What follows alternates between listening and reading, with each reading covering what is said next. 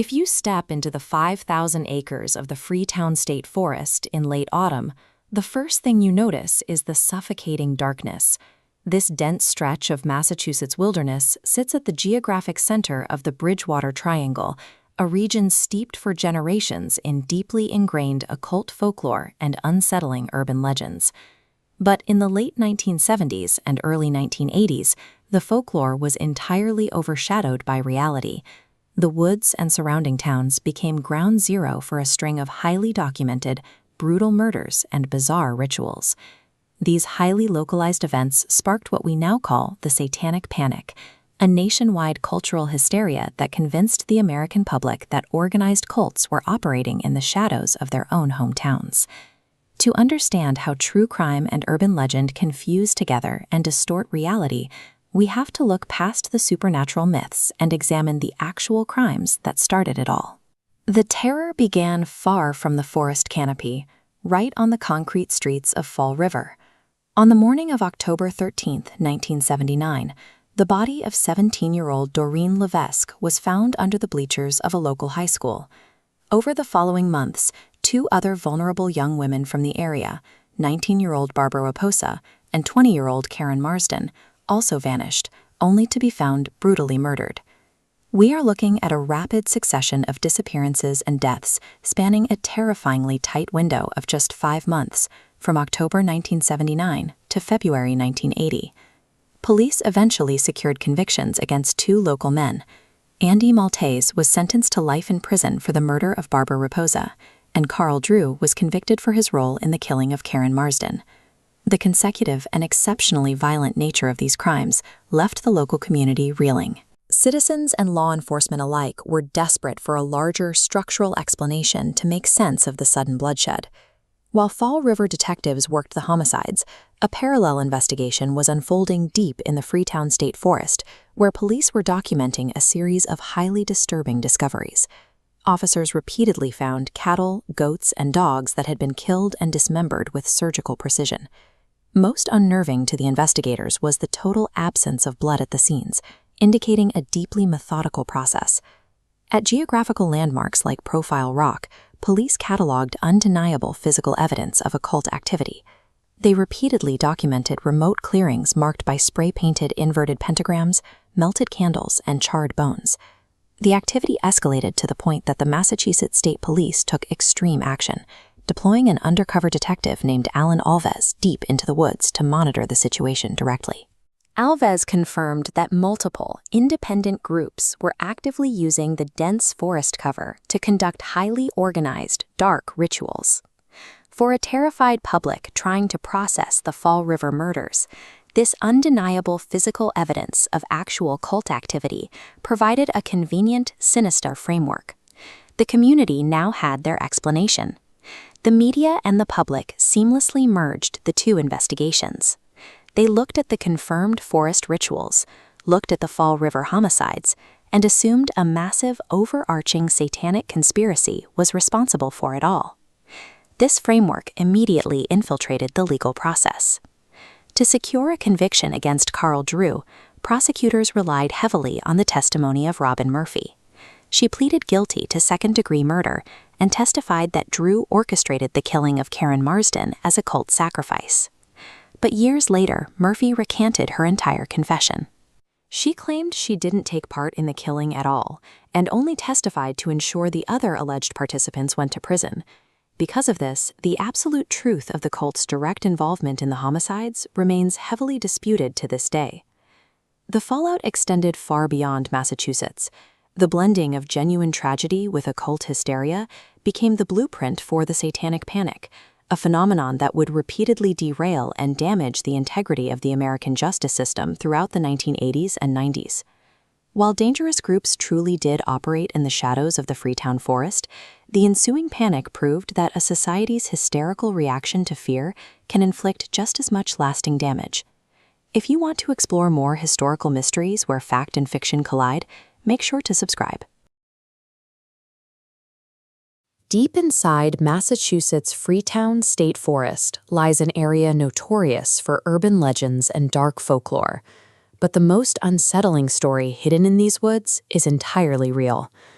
On September 8, 1978, 15-year-old Mary Lou Arruda took her orange 10-speed bicycle out for a ride in her neighborhood and never came home. 9 weeks later, hunters riding dirt bikes through the forest made a grim discovery. They found Mary Lou's remains tied upright to a tree with heavy twine, deep within the woods. The police actually found the man responsible almost immediately. His name was James Kerr, and investigators quickly gathered what they needed to put him in handcuffs. But this case is not a mystery about who did it. The question is, if law enforcement had their man on day one, why did the justice system fail Mary Lou Arruda 3 separate times, taking 18 years and 4 trials to secure a permanent conviction? If you're new here, hit that subscribe button, and let me know in the comments if you've ever heard of the Bridgewater Triangle before. Most true crime stories end when the killer gets caught. Here, the horror really begins when a broken legal framework repeatedly opens the door for a predator to walk free. When Mary Lou went missing, her bicycle was found abandoned on the side of a dirt road near her home. Investigators scouring the immediate area found a distinct set of tire tracks and a discarded cigarette butt from a brand called Benson and Hedges. Police canvassed the neighborhood and found multiple eyewitnesses who were called seeing something out of place that afternoon. A highly distinctive, bright lime green sedan with a black racing stripe had been cruising the area. James Kerr drove that exact green car. One of his tires had an irregular wear pattern matching the tracks near the bike. He smoked Benson and Hedges, and he spent his days making donuts at a local shop right in the community. Then, authorities pulled his record. At the exact time Mary Lou was abducted, Kerr was on probation.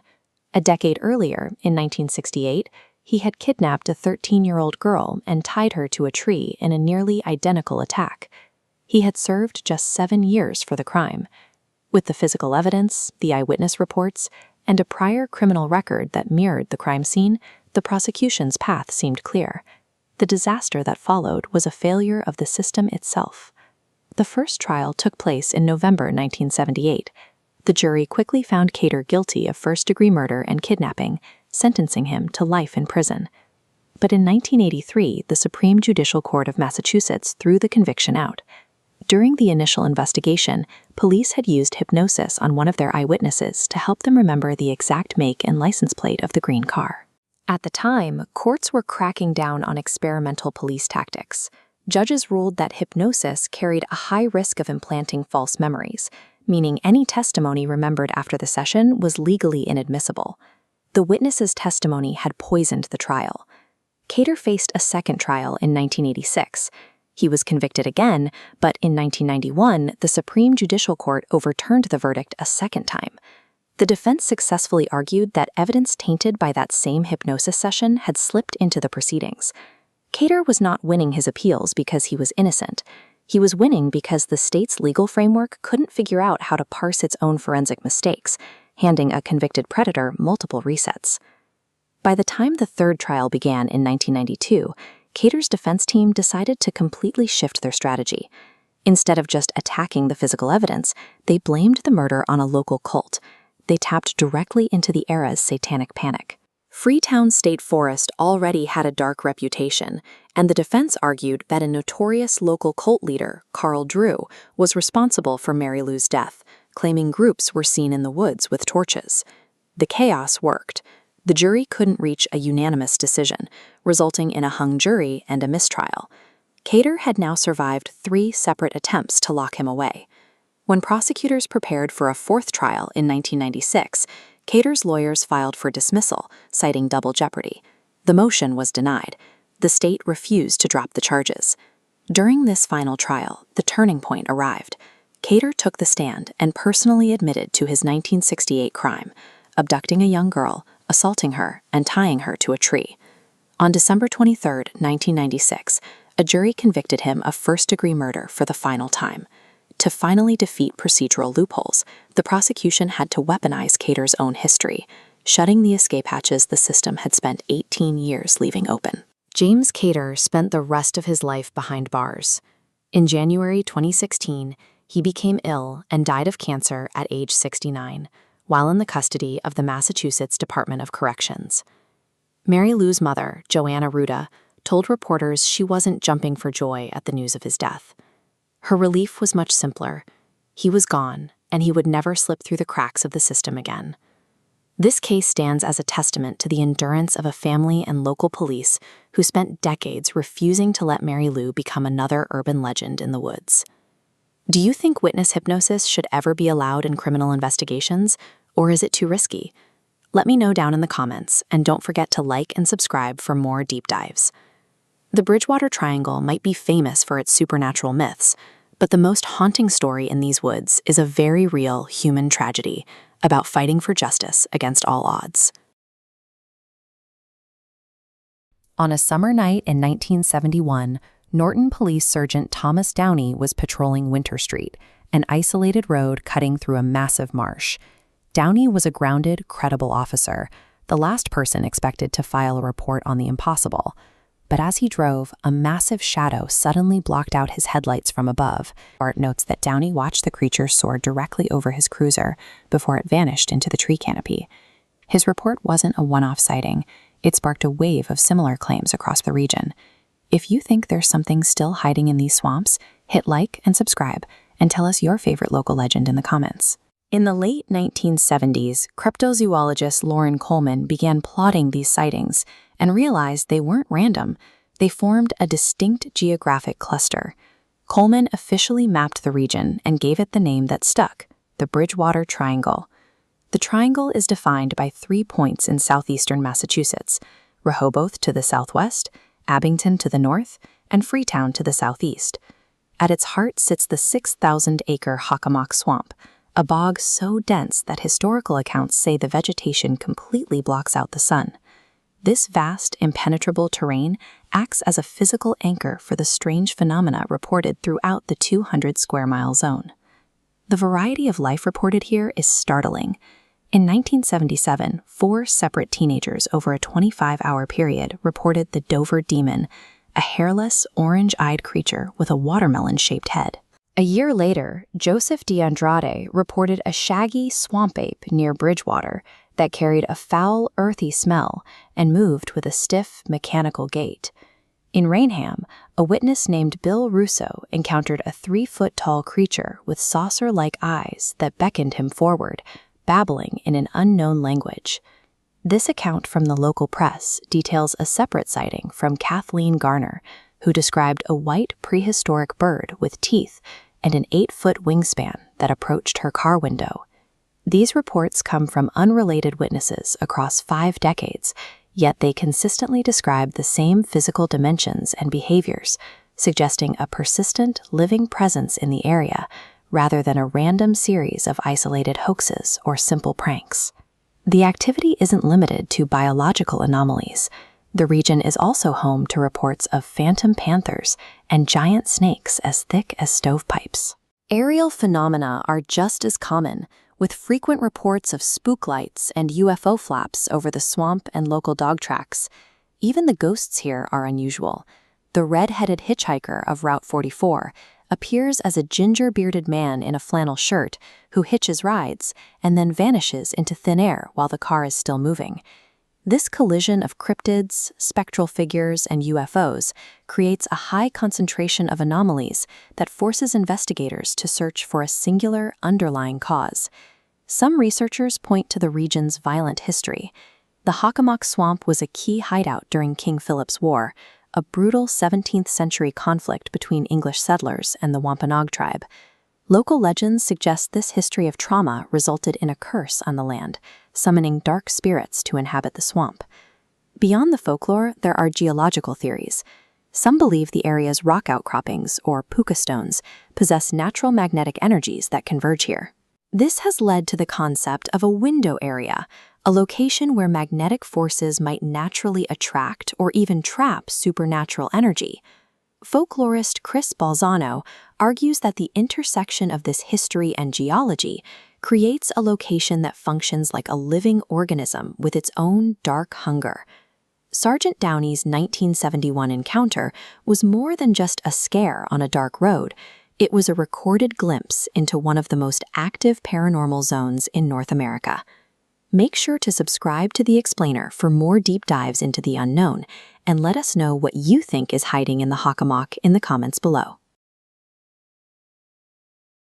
In April 1970, local police and state troopers entered the Hockomock Swamp to conduct a formal grid sweep in the dead of night. They weren't looking for a fugitive.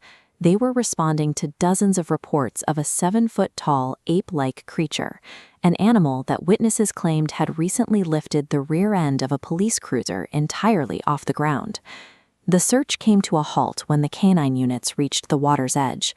The trained German shepherds became visibly terrified, straining backward and refusing to move any further into the dark brush. While tales of swamp monsters are common in American folklore, this was a documented operation involving multiple law enforcement agencies and state troopers. This search took place in a 200-square-mile zone in southeastern Massachusetts. Cryptozoologist Loren Coleman, who studied the region's history of anomalies, would eventually name it the Bridgewater Triangle. When trained officers begin documenting things that shouldn't exist, the location requires a closer look. Subscribe to the channel as we investigate the case files of one of the world's most active paranormal hotspots. This map shows the specific boundaries described by Coleman. The triangle connects the towns of Abington, Freetown, and Rehoboth, encompassing about 200 square miles of suburban and rural terrain. At the center sits its ecological core, the 6,000-acre Hockomock Swamp. While modern surveys describe it as a vital resource, its indigenous name suggests a different reputation. In the Wampanoag language, Hockomock means the place where spirits dwell. This vast wetland acts as the geographic anchor for the triangle, serving as the origin point for the bizarre reports emerging from surrounding towns for decades. In 1971, a Norton police sergeant reported an enormous bird with a 12-foot wingspan taking off from the swamp, matching descriptions of the legendary Thunderbird. Other residents reported biological anomalies, like snakes as thick as stovepipes, phantom black dogs, and reports of pukwudgies, the small trickster beings of Wampanoag lore. The activity extends to the sky. In 1979, multiple witnesses reported a massive home plate-shaped craft ringed with bright red lights hovering over the trees. There is also a history of violent human-driven activity.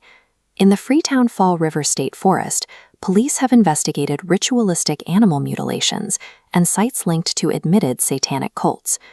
Local researchers also point to the Taunton State Hospital, a facility with a grim history of patient abuse and rumors of underground rituals, as another node of dark activity within the triangle. The sheer variety of these events, grouping cryptid of CFOs and violent human rituals in one small area, raises the question of whether these are isolated incidents or the result of a single localized cause. Why does this specific patch of Massachusetts attract such a high concentration of the unexplained? This chart shows the impact of King Philip's War in the 17th century. During the conflict, 40% of the indigenous population in the region was wiped out, leaving a legacy of violence embedded in the land. The Hockomock Swamp was a primary battleground. Between the brutal deaths, the loss of Wampanoag artifacts, and the desecration of ancient burial sites, the triangle has a history defined by trauma. This cross-section reveals a layer of quartz rock beneath the swamp. Its concentration here is significantly higher than surrounding regions. Researchers theorize this quartz acts as a natural battery, storing energy that distorts the atmosphere above. If this geological theory is correct, the quartz may be interacting with the region's history, acting as a medium that allows the echoes of the 17th century violence to manifest in the present day. With the sun down, the Hockomock Swamp becomes a very different place. Would you spend a night in the heart of the triangle? Tell us in the comments and subscribe for more investigations into the unknown.